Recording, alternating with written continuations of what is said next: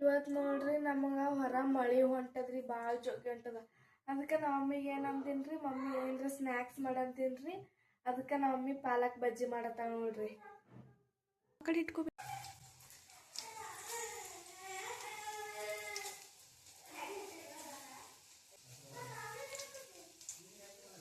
ನೋಡ್ರಿ. ನಮ್ಮ ಮಮ್ಮಿ ಬಿಸಿ ಬಿಸಿ ರೊಟ್ಟಿ ಮಾಡತ್ತ ನೋಡ್ರಿ. ಹಂಗೆ ಈ ಕಡೆ ನಾನು ಸಹ ಬೇಳೆ ಕುದ್ಸಕ್ಕೆ ಇಟ್ಟಿನಿ ನೋಡ್ರಿ. ಹೆಸರು ಕಾಳು ಬೇಳೆ ಕುದಿಸಕ್ಕೆ ಇಟ್ಟಿನಿ. ನಮ್ಮ ಮಮ್ಮಿನೂ ಹಂಚ್ಮ್ಯಾಗ ಹಾಕ್ಯಾಳ್ರಿ. ಈಗ ರೊಟ್ಟಿ ಆಯ್ತು. ರಾತ್ರಿ ಊಟಕ್ಕೆ ಹೆಸರು ಕಾಳು ಪಲ್ಯ ಮತ್ತು ಬಿಸಿ ಬಿಸಿ ರೊಟ್ಟಿ ನೋಡ್ರಿ.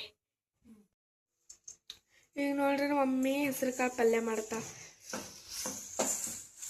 ಇದು ಹೆಂಗೆ ಗೊತ್ತ್ರಿ, ಮೆಣಸಿನ್ಕಾಯಿ ಮತ್ತು ಬೆಳ್ಳುಳ್ಳಿ ಮತ್ತು ಉಪ್ಪು ಹಾಕಿ ಮಿಕ್ಸಿಗೆ ಹಾಕಿ ಒಂದು ಪೇಸ್ಟ್ ಮಾಡ್ಕೊಂಡಾವ ನೋಡ್ರಿ. ಅದು ಕಾಯ್ದು ಎಣ್ಣೆನಾಗ ಅದು ಹಾಕ್ಬೇಕ್ರಿ. ನೋಡ್ರಿ ಹಾಕಿದ್ವಿ ನೋಡ್ರಿ. ಈಗ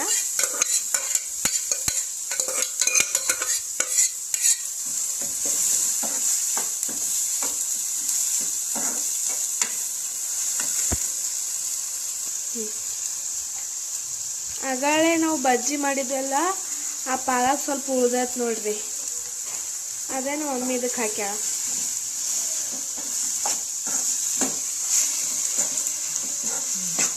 ಈಗ ನೋಡ್ರಿ ಎಲ್ಲ ಅಡುಗೆ ಆಯ್ತ್ರಿ. ಈಗ ಊಟ ಉಣ್ಣೋದಷ್ಟೇ. ಇವತ್ತಿನ ಬ್ಲಾಗ್ ಇಷ್ಟ ನೋಡ್ರಿ. ಇಷ್ಟ ಆದರೆ ಒಂದು ಲೈಕ್ ಮಾಡಿರಿ.